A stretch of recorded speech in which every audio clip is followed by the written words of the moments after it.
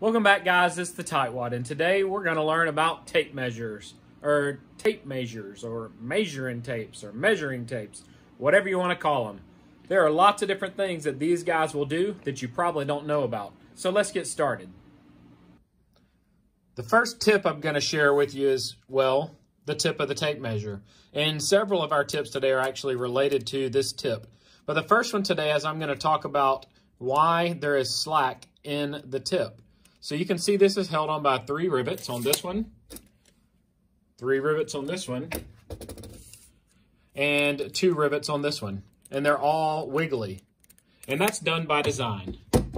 The reason is, if you're butting up against something, it pushes the tip in, so it gives you an accurate measurement.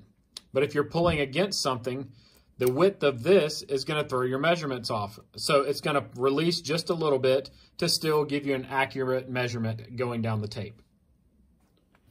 I need some props for the next tip. So I'm going to hammer a nail into this board. And since we're already talking about the tip of the tape measure, we're going to move to talk about what this notch is right here. So every tape measure has a little hole in the front. The sole purpose of that hole is to be able to easily hook it on a nail and pull the tape long distances.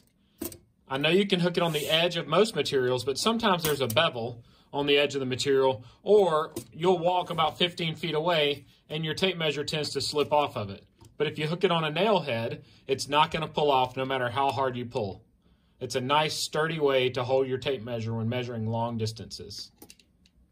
Another cool thing I want to point out about measuring tapes is that, yes, it does say the length of the tape right here on the side, but sometimes that gets worn off or covered up with mud or paint. But the tape itself also says the full length of the tape. So you see right here it says 25 feet. On this tape it says 16 feet. And on this one it is another 25-foot tape. So all tape measure brands that I found show within the first 3 inches the full length of the tape. I now want to talk about some of the markings that are common on measuring tapes.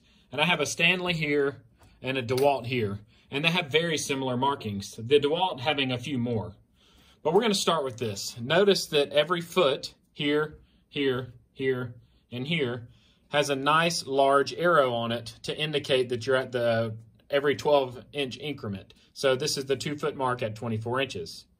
But there are also red numbers here. These red numbers start over at every foot. So after I get to 1 foot, it continues on 13, 14, 15, 16, 17, 18, 19, 20 to 24. But it also starts back over at 1. So for people who have more difficulty reading a tape measure, I now know that this mark right here is 1 foot and 7 inches. And the same applies if you go up to 3 feet. So here I have the 3-foot mark, and I can go to 3 feet, 7 inches, and then I can add a half, a quarter, an eighth, or a 16th. The next thing you might notice that there are numbers with a red rectangle on them on both tapes. And these are our 16-inch centers. So whenever building walls in most states, the code is 16-inch on center for walls. Meaning, if you start with your first stud here, your next stud will be at 16 inches, your next stud will be at 32 inches, and your next stud will be at 48 inches.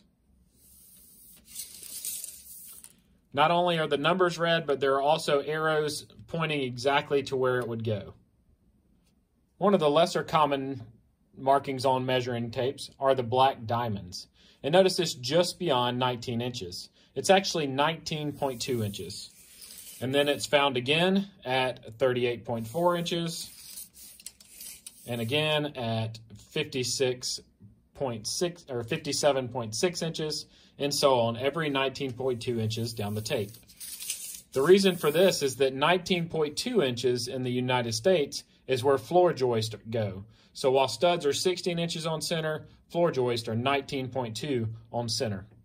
Sounds like a very odd measurement, but there's a reason for it. The most commonly found boards in the United States are 8-foot long timbers. So if you divide 8 feet, which is 144 inches, by 5, you get 19.2. This DeWalt tape is my favorite measuring tape to use currently, and it's because it goes all the way down to the 1/8 of an inch. To learn how to read a tape measure, you first need to know that the inch marks go all the way across, And then there are 16 lines between each inch mark. So this is 1/16, 2/16, 3/16, 4/16, and so on. There are also a little bit longer lines that are 1/8 inch lines. So it's 1/8, 2/8, 3/8, 4/8, 5/8, 6/8, and so on. And then you go up to the next longer line and you have quarters. So 1/4, 2/4, 3/4, 4/4. And then the longest lines being the 1/2 inch marks. It's very easy to do math using a tape measure, and it's super easy to get half of a fraction.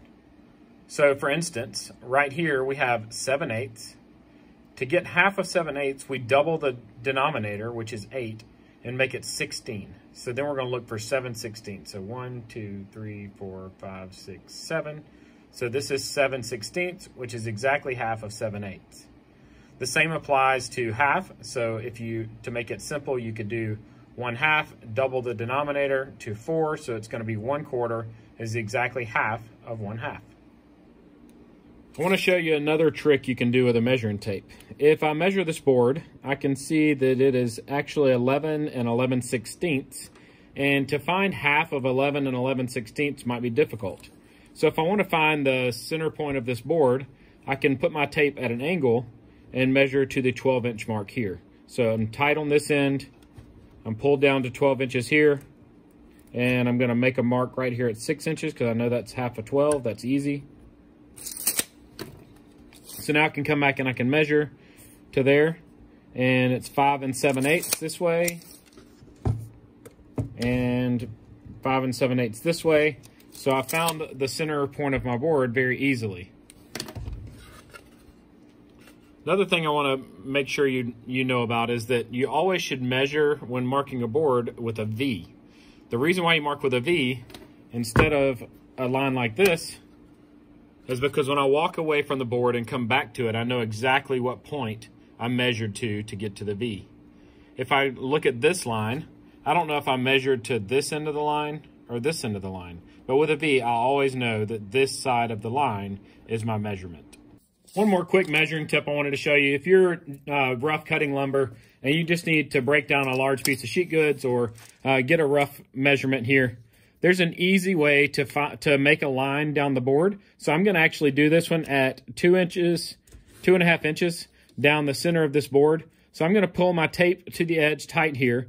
I'm going to put my pencil, get some lead out, right at 2.5, and then I'm going to slide my tape measure down the board. And it's going to give me a nice straight line that is exactly 2.5 inches from the side of the board. Again, if I was doing fine carpentry, I wouldn't use this, but if I needed a close enough line, this is a great way to measure without pulling out a level and clamping it down to the board and getting a nice straight edge going there. Another tip using a measuring tape is to use it to do division. So you can easily find the half of something by going to the measurement you're looking at. So if you're good in math, you might know exactly what half of 43 is. But if you fold it in half and look in the elbow of the tape down there, we see that it is actually 21.5 right there in the center. So again, if I had 38 or 39.5, I could look down here and it's a little bit less than 20, so it's 20 or 19 3/4. I wanted to show you one more application of using the tape measure to do math. And say I needed to go 44.5 and I needed to subtract 5 1/4 from that.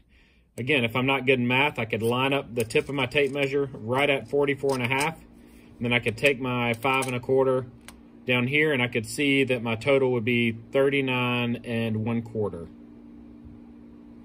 So you just go with the length you need to remove here, and then match it up with the other side. One of the things my brother and my dad and I used to do in the hardware store where I grew up working in, was play with measuring tapes. And one of the games we'd play was to see how much standout a tape had. So how far could you roll out your tape before it broke and fell down? And when we say break, we don't mean it actually breaks, but meaning it pops like that. So this first tape that we were looking at today popped out at about 5 feet and 8 inches. And why is standout important on tape? if I'm trying to measure an 8-foot board and I'm standing on one end of it and I want to just reach my tape down to the other end and save me 3 or 4 steps, it'd be nice if my tape would reach out 8 feet before breaking over. This next one is my Stanley Level Lock 25 foot.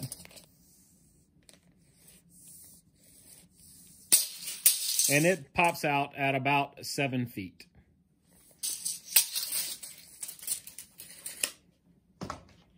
Now I'm going to show you my favorite tape that I use or grab the most frequently. I either grab the 25-foot version or the 16-foot version of this. I actually grab the 16-foot version more often because it is a little bit lighter. And I'm currently at 8 feet and it's still going. And I'm at 9 feet. And I'm at 10 feet. So this particular tape doesn't break until about 10 feet. And I can feel it's actually made out of better material. But I did buy these on sale, and I'm a tightwad. So I got these on a great sale. It was a 2-pack at Christmas a couple of years ago. If I was going to buy one for the regular store price, I'd probably go with a Stanley Fat Max or one of the higher-end Stanley brands instead of buying the DeWalt, because these do get a little bit expensive at times. But that's a good way to quickly see the quality of the tape measure when you're in a store, is you can quickly pop it out and see how far it stands out. And it's a lot of fun too. I hope at least one of these things is not something you already knew about tape measures. If you have any additional tips, put them in the comments section and I'll be sure to record a follow-up video and give you credit in it. Leave any questions you might have in the comments section and I'll get back to you as soon as possible. Click that subscribe button in the center of the screen right now and then turn on the notifications so you'll know next time I post a DIY style video. If you want to become part of Tightwad Nation, be sure to follow me on Instagram at TightwadDIY. I tend to post some behind-the-scenes footage and also some of the videos before I even post them on YouTube.